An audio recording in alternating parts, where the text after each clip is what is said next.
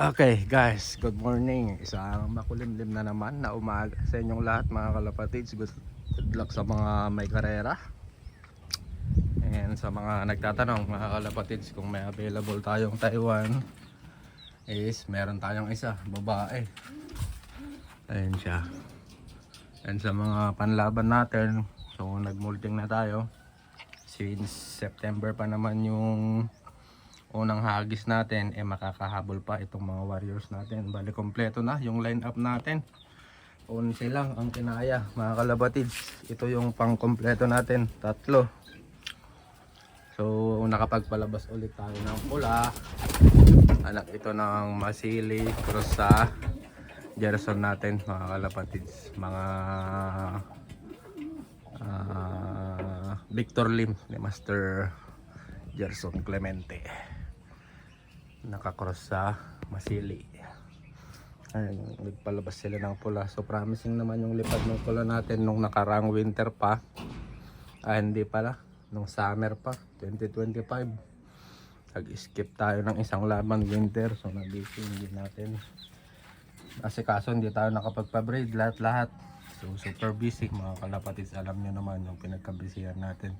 So ayan yung mga warriors natin. Masaya naman tayo sa resulta ng breeding natin. Although may mga may mga sakang. Meron tayong dalawang sakang. Ayan, sakang yan.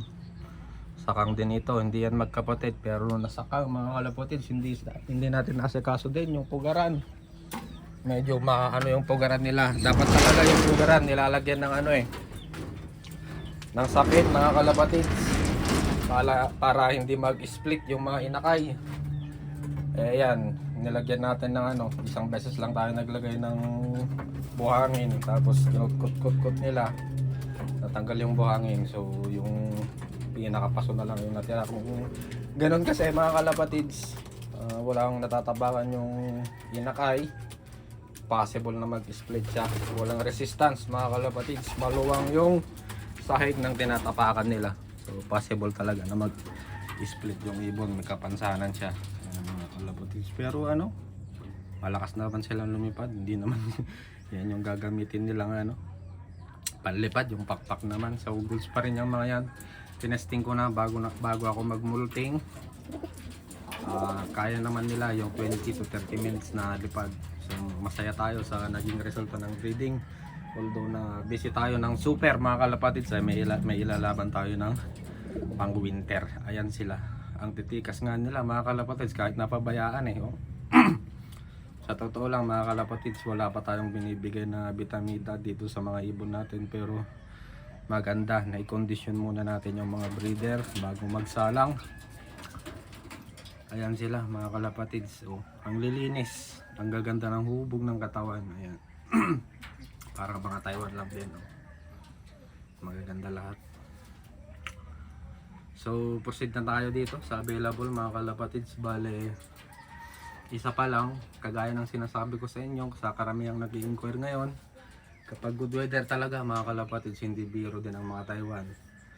Ang mga tumutukod lang, napakakunti lang mga kalapatids. Tag isa, dalawa lang, tatlo, mga ganyan lang na porsyento. Yung mga talaga hindi kinakaya yung init, pamutukod. Pero majority ng mga binibitawan nila ay nakakatapos ng lap, nakakauwi sila. So sa mga bago naman dito, palagi kong sinasabi mga kalapatids, kung gusto niyo bumili ng maramihan, yung makakapili kayo talaga ay sa Burmans. Yung Burmans kasi walang patawan mga kalapatids. Kapag nakabiyahe na yung barko nila, hindi pwedeng ibalik. Kahit may bagyo ay nire-release nila. Doon napapadpad ang super daming Taiwan. Daan-daan mga kalapatids. Hindi ko lang alam kung baka libo pa. Hindi lang natin alam kung napapadpad sa ibang lugar. Pero kung dito sa Pilipinas, daan-daan, napakadami. So baka umabot din ng libo mga kalapatids kapag winter. Yan, alam nyo naman yung winter, ang laban ng winter, super smash. Hangin pa lang sa winter race mga kalapatids ay hirap na yung mga ibon natin. Ayan sila mga kalapatids. Bale, may master tayo na nagtatanong dahil na matayan siya ng pang-entry sa OLR. Uhugot siya, sana siya ng isa, kaya lang nakamulting na tayo mga kalapatids. Wala na, hindi na pwede itong isali. Ayan yung mga ibon natin. Ayan, proceed na tayo mga kalapatids dito sa available na Taiwan. Ayan, Hensha na medium size, dilawang mata. Ayan, so maganda naman tong ibon na to, dilawang mata. Ayusin ko lang tong camera natin at hawakan natin yung ibon. Ito nga mga kalapatids, oh, kaya pumasok na ako dito dahil ano, magpapaligo ako ngayon, tapos maglilinis na din ako dito para sabay-sabay na makadumi mga kalapatids. Ito yung Taiwan. Napakailap. Oh.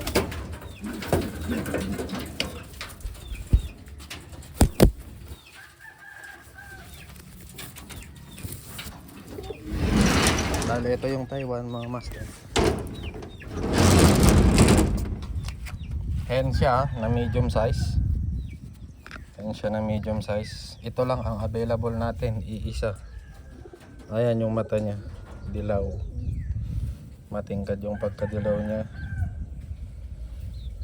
Ayan, medium size na apple body mga kalapatids. Apple body siya. Ayan, oh, katawan niya. Apple body siya na medium size. Ang wing stamp niya yan kulay green, tapos may blue sa pinakaloob. Kabila naman mayroon siyang dalawang bilog. Ayan, yung pula, tapos yung kulay blue. Ayan, dito ay logon na, puro mga bago na mga kalapatids. Ayan, sunod-sunod. Hindi, ito pala ay luma pa din. Ayan, 3, 4, 5. Pero wala na talaga. Tapos merong isa sa pinakaloob. Ayan, nabubura na din. So ang singsing niya ay City 26. Ayan, City 26. Nakaraang ano pa to, December race, nung madaming tumukod, naging palaboy siguro itong ibon na to, hindi nagpahuli mga kalapatids. Ayan, maganda, ang ganda ng katawan niya. Medium size na babae, apple body.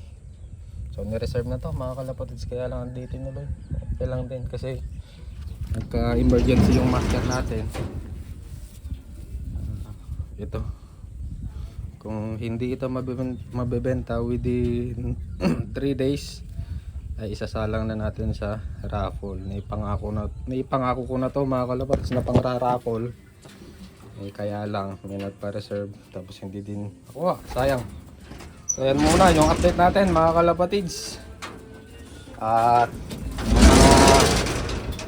pahabol natin, inakay, magaganda din sila. Dalawang pula, isang checkered. Ayan. So kay master, ano naman yung napangakuan natin ng dalawang inakay, meron na master. Ito yung maganda kasi ano, nagsabay yung dalawang pares. Yung isa solo hatch, yung isa dalawa. Ito solo hatch. Yan. Tapos yung pangalawa naman natin, tig isa na lang siguro. Bale may mababakante na isa mga kalapatids. Sa mga miners natin dyan, kung gusto nyong sumubok, newborn ito mga kalapatids na mga panlaban natin, bagong templa. Kung ano, susubukan natin. Yung ano natin, yung pinanghahawakan natin na linyada, kung sa pakunatan lang ay napakasulit. Nilalaban tayo sa last lap ng ano, smashan talaga ang laban ng mga dating line natin. pang super set. Kahit umuulan, inuuwian tayo mga kalapatids, kahit may bagyo. Talagang hindi tayo nawawala. Kapag umentry tayo, hindi tayo nawawala sa overallan. Karamihan nga, champion tayo mga kalapatids, first overall. Pero iniisip din natin yung mga master natin na sasali sa Manila. May mga nagtatanong din.